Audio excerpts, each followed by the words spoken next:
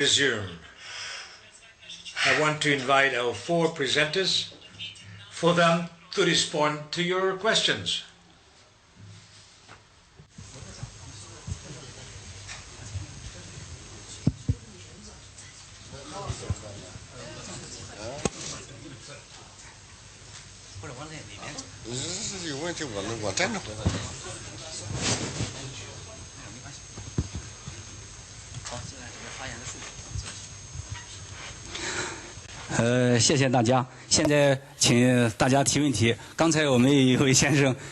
Thank you for your kind attention. It is a pleasure to be with you. And now we have the question session and discussion session.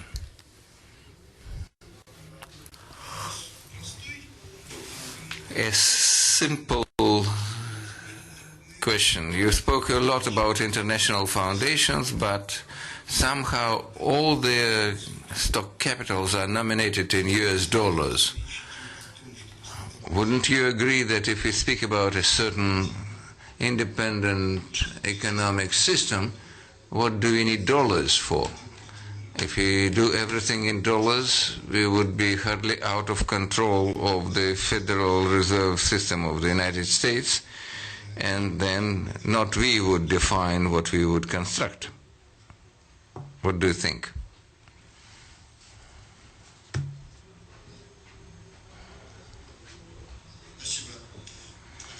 Thank you. This is an interesting question, and I think that we now reflect both China and Russia, and India as well, and other BRIC countries. They're intending to have mutual clearances in their international trade with their own national currencies. But I think that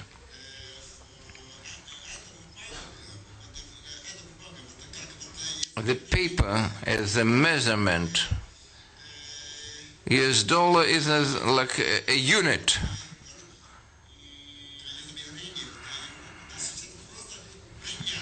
This is just a fashionable form of conventional unit. So at this stage we are using this unit.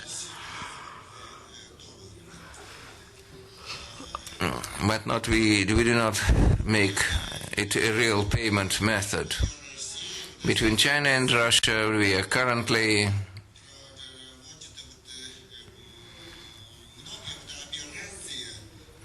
have many financial transactions with our own currencies, both yuans and rubles.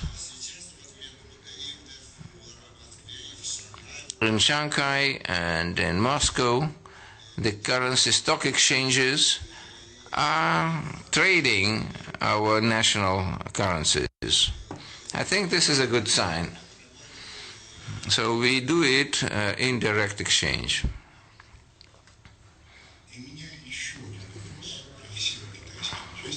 Another question to all Chinese participants. You have said about programs of development.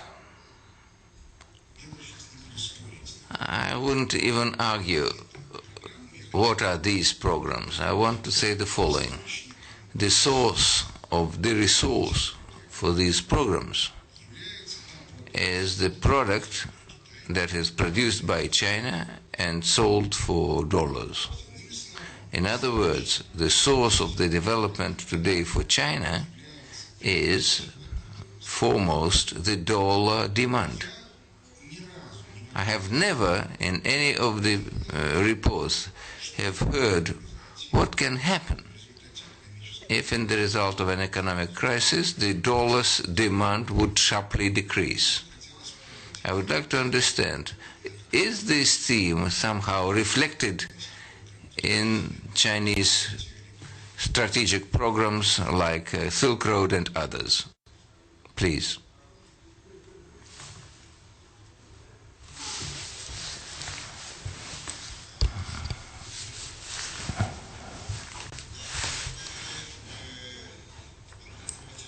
Very complicated question you ask, mister. how to say,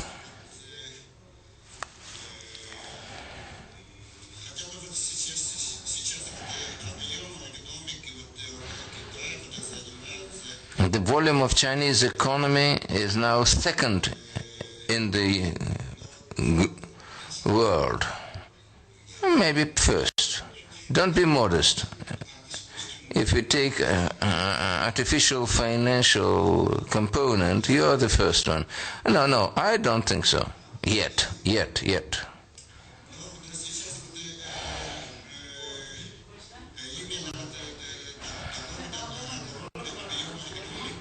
This large volume of Chinese economy and US has a concern that China is gaining upper hand and will come ahead of the United States. So they want to contain Chinese growth, particularly not only in politics, but also in defense and security spheres, in the field of economic development.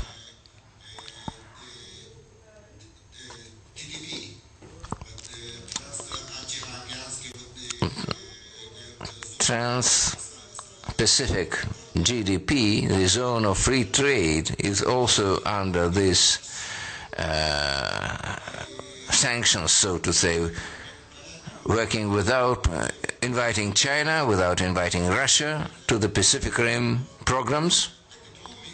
So in terms of economics, US is not only isolating Russia, it is also isolating China, though we do not do anything to be sanction imposed. I'm speaking now not about the American policy. Of course, to the degree of their capacity, they try to limit you. But nonetheless, they buy from China an enormous volume of services and commodities. And this volume is objectively fueling China development. In the coming 2-3 years, the US will see rapid decrease of demand. Today, $3 trillion per year is the volume of donations for upkeeping the demand. They cannot do it forever. If there would be a drop down, the financial flows would be shrinking. I asked this question many times. I'm an economist, so I try to see the figures.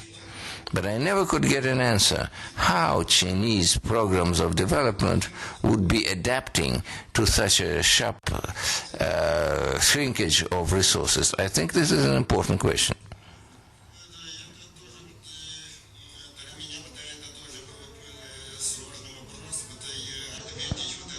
Yeah, it's a complicated question. Hard to answer it. We think about it,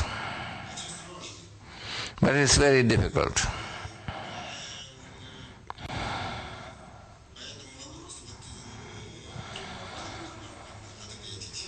So it's hard to find a ready-made answer.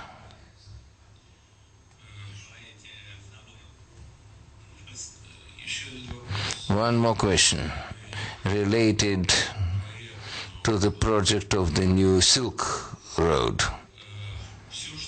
All that has been written and said is primarily, and today we heard it again, is about economics, Zindidai. But at the same time, at our forum, we have mottos: prevent the war. Silk Road is beyond Xinjiang and what had been Western region is Turkestan. And Xinjiang itself is fraught with triple evil of extremism, separatism, terrorism, and nationalism. And if these three evils on the Silk Road ways would be increasing, would be flourishing, then the plans, investment plans and other logistic transport plans, they would fail. They would be undermined. Therefore, my question, when China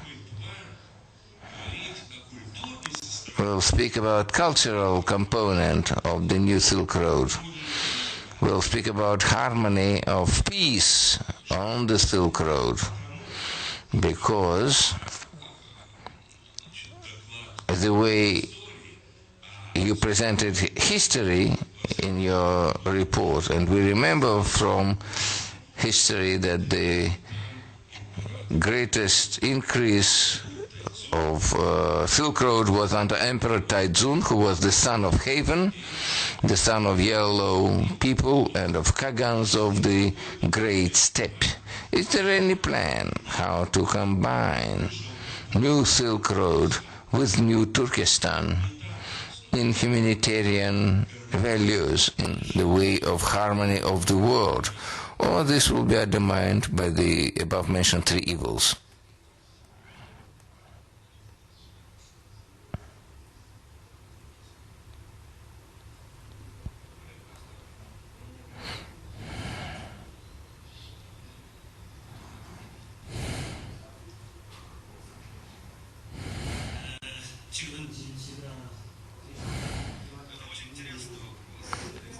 This is a very interesting question. Thank you for that, for your knowledge of Chinese history.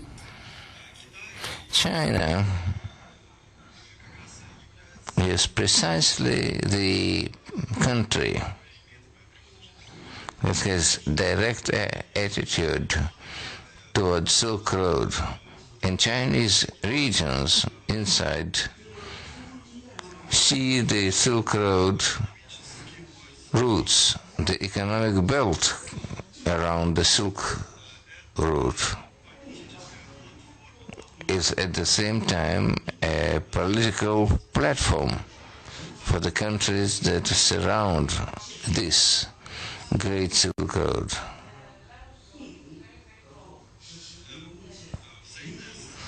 Mutual cooperation, reinforcement of contacts, improvement of infrastructure can guarantee security and safety of certain countries that stay along the Silk Road.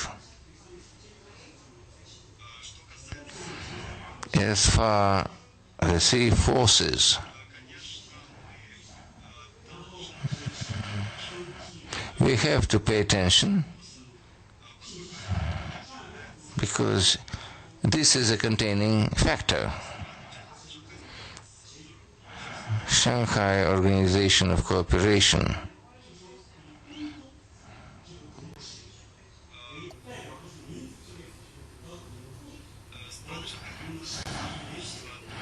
These countries on different levels are debating these issues. They are discussing the question of separatism and extremism. So the existence of three forces on the Shanghai Regional Organization is an issue that is related to your and to three countries. They have a relation to the Silk Road. Each country is representing one purpose: security, mutual security.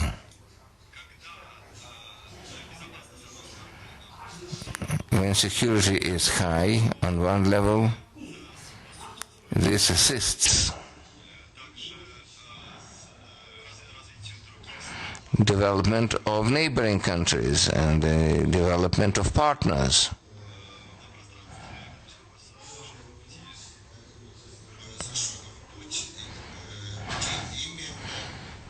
The idea of the Silk Road is concentrated on economy, not on culture.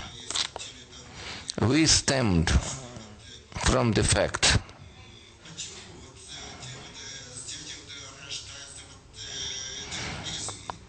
terrorism is being born. That is the most important questions. Economy, when it is not developed and people do not have job, then they are lured by terrorism. So we have to resolve first economic issues. Hence, in order to develop the economy in this region of the Silk Way, we are going to help these districts with our economic programs, in particular the program of Silk Way.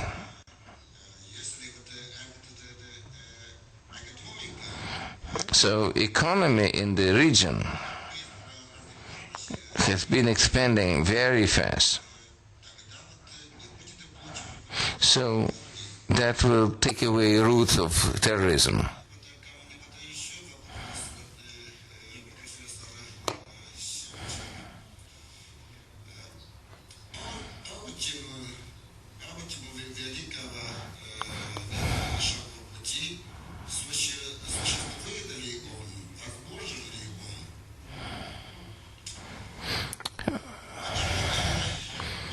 I think when you ask me whether Silk Way is possible, I would call this just a Chinese initiative. It is an initiative directed at cooperation with surrounding countries. But if you surrounding countries do not want that, what will happen then? Therefore we, if we want,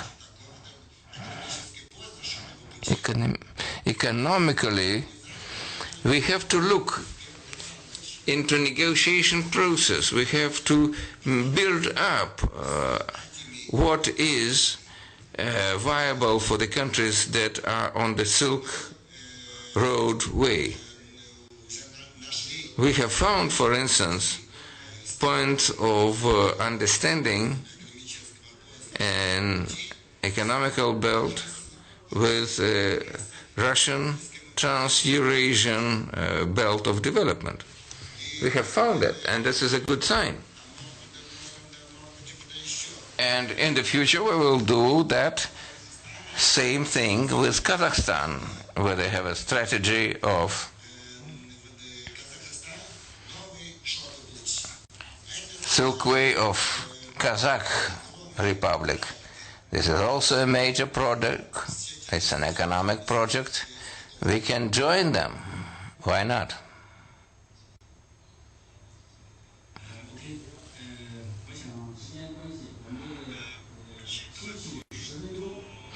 Considering that time is petering out, I would like to suggest you to have a cup of coffee, and then after coffee break we will continue listening to our keynote speakers. Silk Way, New Silk Way, is a global project that demands time, effort, and dedication to be developed, which requires contacts with interested countries. All of them. We will coordinate our activities. We will unite the model of our cooperation, and I hope that will bring us to success.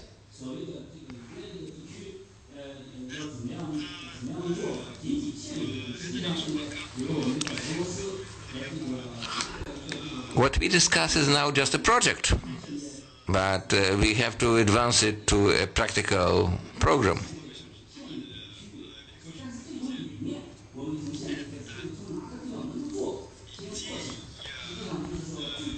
So when we translate idea into practice, then we will find many, many interesting opportunities to address and obstacles to overcome. This is how the platform of a new Silk Way can be built, which involves multilateral cooperation. That is why the project is global. The problems are multiple. For instance, countries in the hinterland of Silk Route, their economies is not in the best shape. And scholars saw the correlation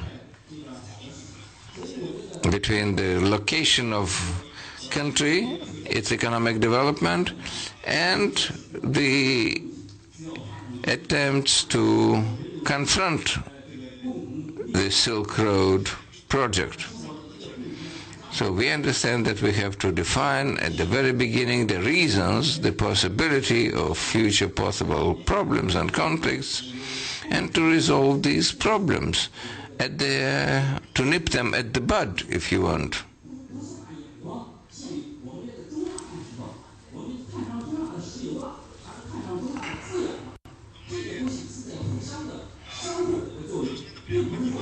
For instance, we have to take into account what projects are primarily to be launched in Central Asia. Shall we start with oil processing, or perhaps transport infrastructure, or perhaps we should invest in housing and cultural facilities? It depends, to be practically determined. We want to maximum speedily set up a new platform as a new Silk Road. And we understand that this project is ambiguous. It will take time to resolve all the issues. And our leaders, when they suggested the idea of new Silk Road, were in favor of the openness in the framework of the space of Silk Road. The key principles here is the idea of openness. It should not be closed Silk Road. So we need cooperation who want to get involved, who want to benefit from the Silk Road economic potential. And Central Asian part of these countries would definitely profit and benefit with the economic relations with China and European Union. So in the middle of the Silk Road, we will have positive trends in economic development of the indigenous countries.